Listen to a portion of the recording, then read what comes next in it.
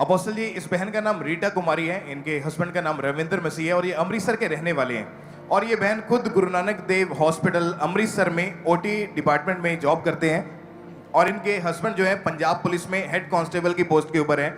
और 6 नवंबर 2011 में इनकी मैरिज हुई थी। मैरिड लाइफ में खुश थे, लेकिन उसके बाद जब बेबी का सोचा तो इस बहन के जो पीरियड्स है इरेगुलर हो गए। 2-2 महीने के बाद इनको पीरियड्स आते थे। डॉक्टर के पास गए, स्कैनिंग हुई तो उन्होंने बताया कि एग्स जो हैं वो प्रॉपरली ग्रो नहीं कर रहे हैं। उन्होंने मेडिसिन खाने को बोला और जब 5 साल लगातार इन्होंने मेडिसिन खाई तो मार्च 2016 में जाके 5 साल बाद शादी के इनको फर्स्ट टाइम प्रेगनेंसी कंसीव हुई। लेकिन दूसरे महीने में इनको एक शैतानी सपना आता है और उसमें इन्होंने देखा कि कोई इनका बच्चा जो है वो चुरा रहा है। और नेक्स्ट डे जब ये मॉर्निंग उठे, इनको ब्लीडिंग हुई और डॉक्टर के पास गए।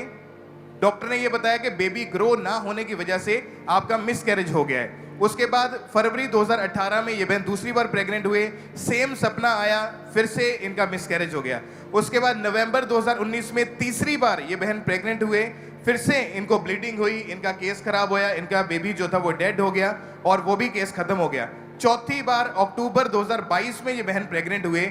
इस बार इन्होंने प्रेगनेंसी सेफ रखने के लिए, एग्स को ग्रो करने के लिए इन्होंने इंजेक्शन लगवाए और 60 इंजेक्शन इन्होंने लगाए। 2 महीने लगातार लगाते रहे और उसके बाद क्या हुआ, फिर से वही अटैक हुआ, वही सपना आया कि कोई बच्चा चुरा रहा है और इस बार भी इनका मिसकैरेज हो गया। और 4 बार मिसकैरेजेस होने के बाद ये दोनों अंदर से पूरी तरह से टूट चुके थे, निराश थे।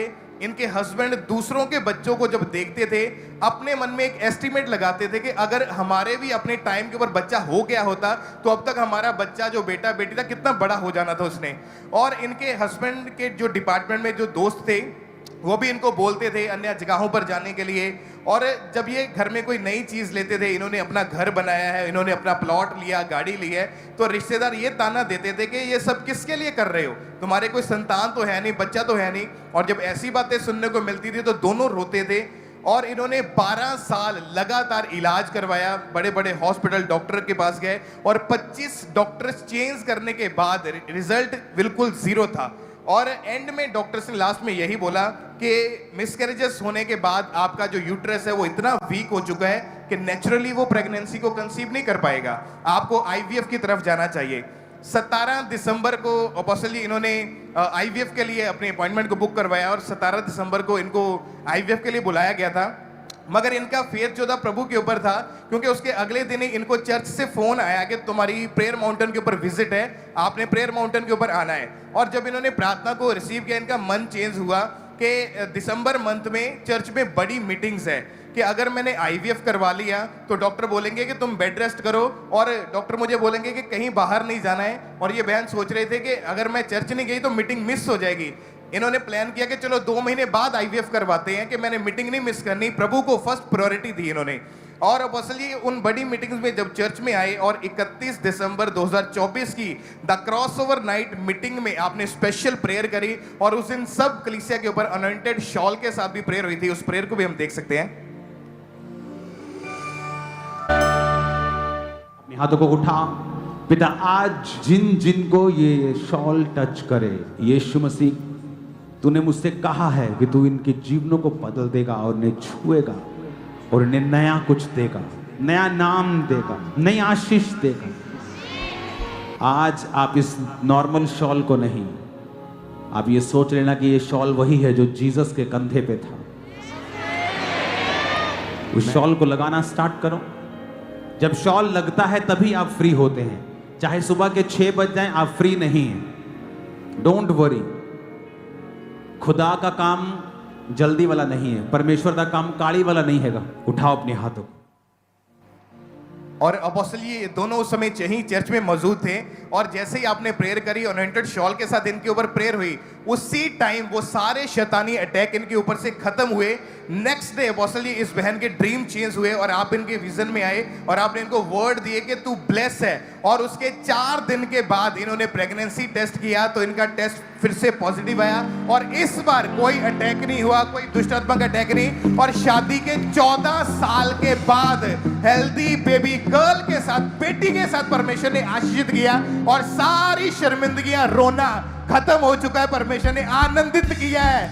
अपने लोकां नू दुखां चों निकालदा है, अपने लोकां नू दुखां चों जलाल दा बादशाह मैनू मिलिया जलाल दा बादशाह मैनू मिलिया जलाल दा यसू सब नालों वखरा कमाल दा यसू सब नालों वखरा कमाल दा बादशाह मैनू मिलिया जलाल दा बादशाह मैनू मिलिया जलाल दा बादशाह मैनू मिलिया जलाल दा ओ सुने मेरियां दुआवां करके माफ खतामा सुने मेरियां दुआवां करके माफ देता पाखरू दा मसा माफ करदा खतामा देता पाखरू दा मसा माफ करदा अपने लोकां नू दुखां चों निकालदा अपने हालेलुया।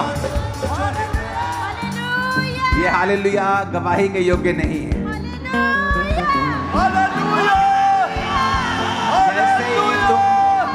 जैसे ही तुम सेलिब्रेट करोगे तुम्हारी अपनी टेस्टिमनी भी तुम्हारे पास होगी।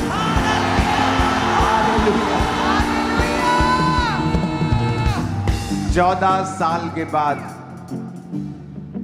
इमेजिन करो, पुलिस, अभी भी आप पंजाब पुलिस में ही हैं? हाँ जी पापा जी, जॉब करता मैं। जब पुलिस वाले वकील जब जीसस क्राइस्ट के सुसमाचार को समझने लगे तो समझ लेना पावरफुल ये काम हो रहा है परमेश्वर का। क्योंकि सारा दिन इनके पास बहुत से नेगेटिव केसेस ही आते हैं। पुलिस के पास कोई नहीं जाता कि भाई साहब आज हमारे घर में बड़ी खुशी है, आप आना। हाँ, आज हमारे बेबी ने जन्म लिया, आप आना। यही बोलते आज हमारे घर में चोरी हो गई, आओ जी। साढ़े घर च पंगा पै गया, उन्हें इट मारती, आओ जी। हर समय नेगेटिव। पुलिस का काम बड़ा टफ है, मैं आपको बता रहा हूं। मोस्टली इसलिए पुलिस वाले रिलैक्स होने के लिए शराब का सहारा लेते हैं, या कुछ लोग आत्मिक लाइन में चले जाते हैं क्योंकि उनकी लाइफ में जो होता है वो लोगों को मालूम नहीं। और जब वो व्यक्ति जो इतने सारे नेगेटिव माहौल में रहते हैं और जब परमेश्वर के सुसमाचार को ग्रहण कर लेते हैं और उन्हें पता लग जाता है कि प्रभु यीशु मसीह जीवित परमेश्वर है, तो समझ लो कि परमेश्वर का काम पावरफुली हो रहा है।